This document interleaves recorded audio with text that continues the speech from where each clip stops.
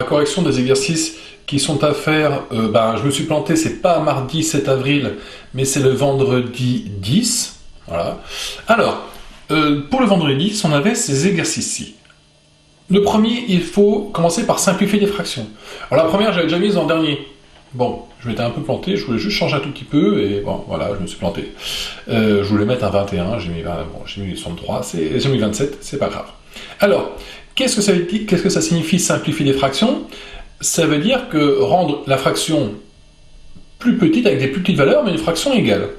Donc la question à se poser, c'est y a-t-il un nombre par lequel je peux diviser le numérateur et le dénominateur?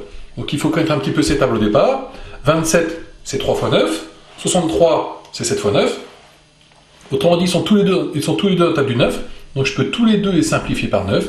Si je simplifie par 9, ça fait 3 et ça fait 7. Cette fraction-là et celle-là, elles sont égales. Donc j'avance assez vite.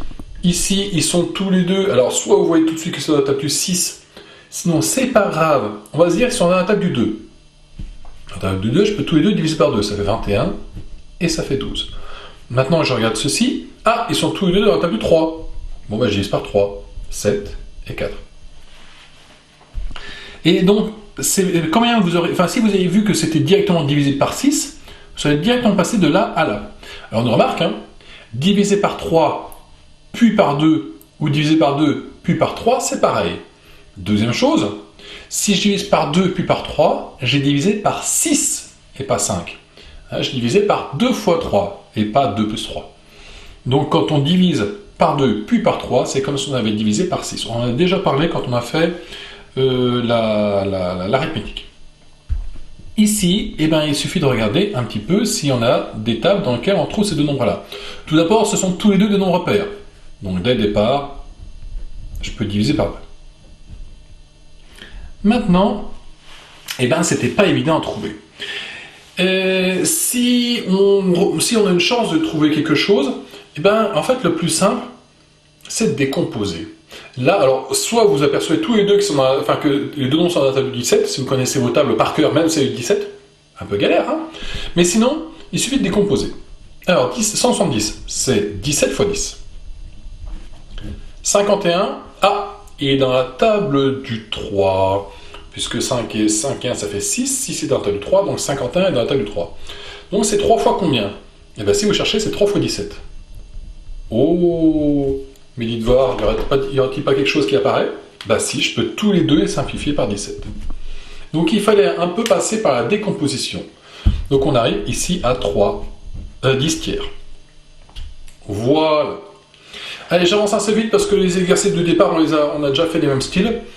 Là, savoir si deux fractions sont égales, il suffit de regarder si les produits en croix sont égaux.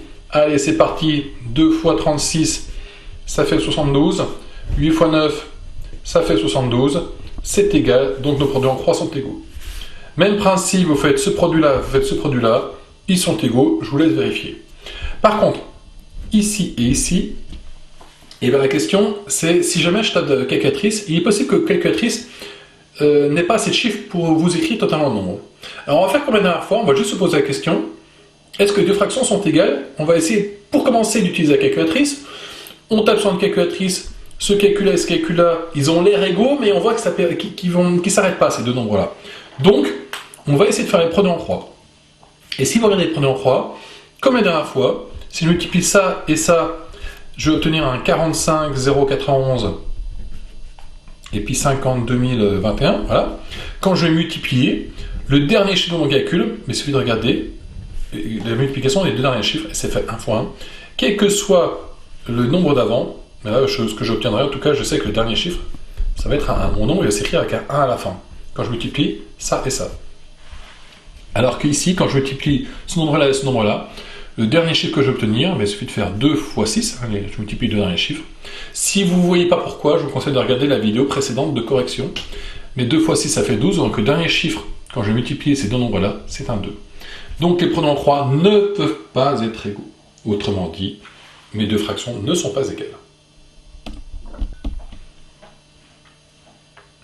On continue avec l'exercice 3. L'exercice 3, c'était multiplier avec des fractions.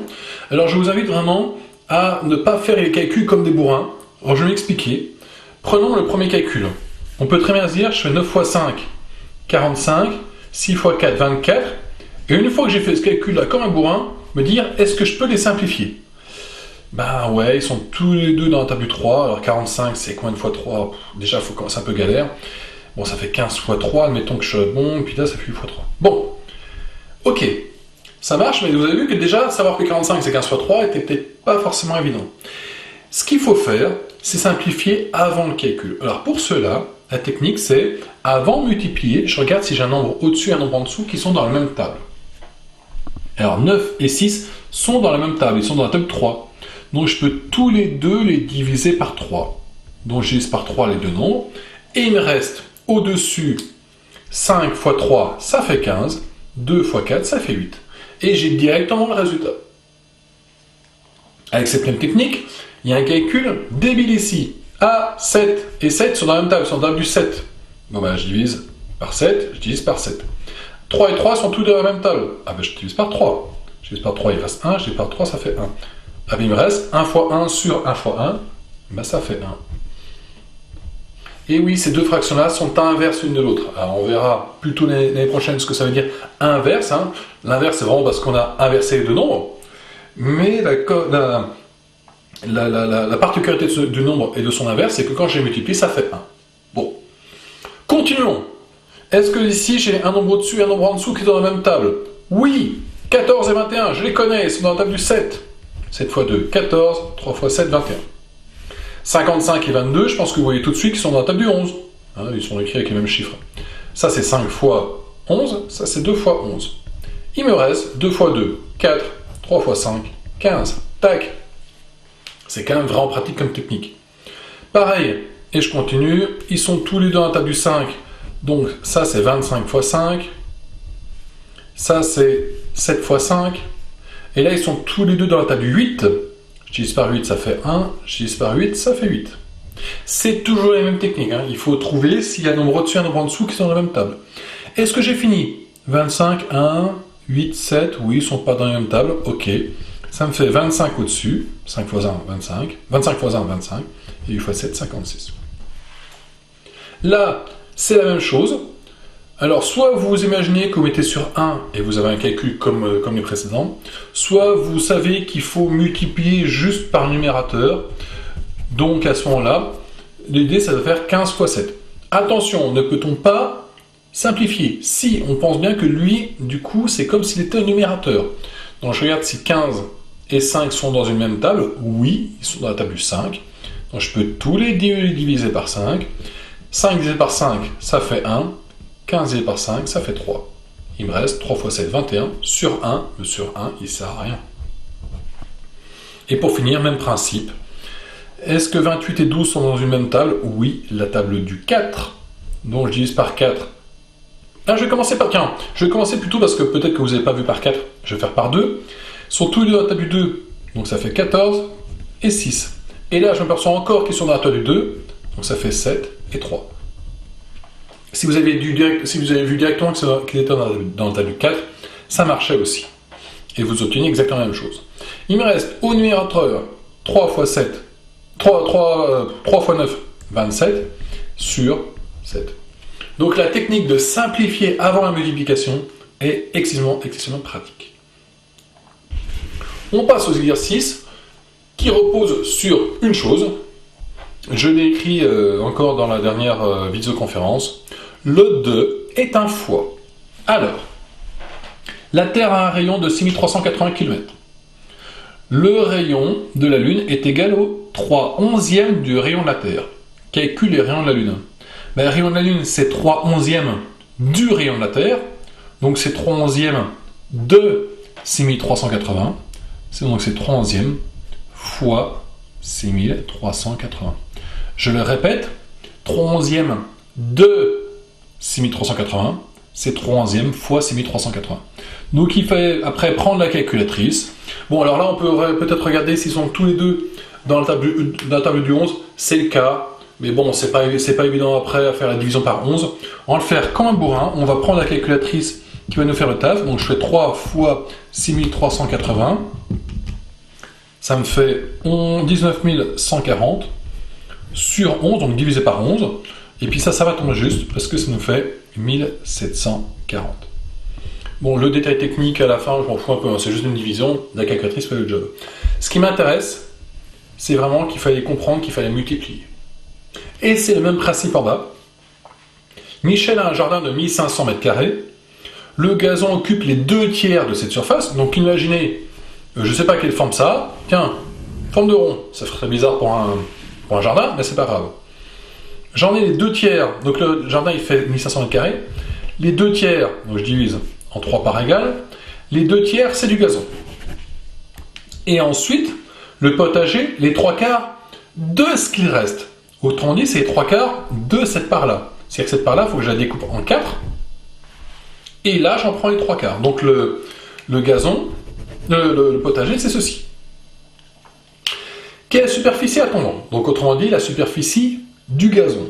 Donc je rappelle, c'est les 2/3 de la surface totale. Donc les 2/3 de 1500 m². 2/3 de 1500 m². Je vous laisse faire le calcul avec la calculatrice ou de tête, parce que ça se fait plutôt pas mal. Donc ça fait 1000 m².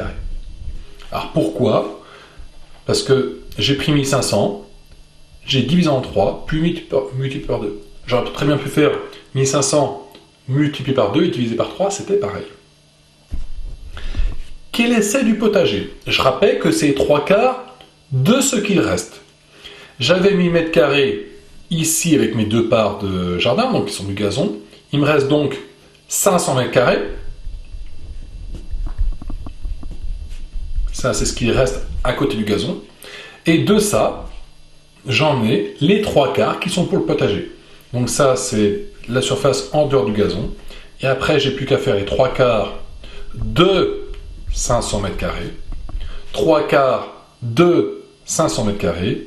Ça fait, que je ne dise pas de bêtises, 125, 375 m². Voilà. Alors je suis tout à fait d'accord, hein, j'ai pas mis des phrases et tout ça, normalement vous êtes censé les mettre. Là, vous mettez ça, vous dites la surface à tondre est de 1000 m², ici c'est 500 m², la surface en dehors du gazon est de 500 m², et puis en dessous, la surface du potager est de 375 m². Voilà, donc n'oubliez pas, le 2 est un fois, tout repose là-dessus pour les multiplications. Moi je vous retrouve pour la prochaine vidéo.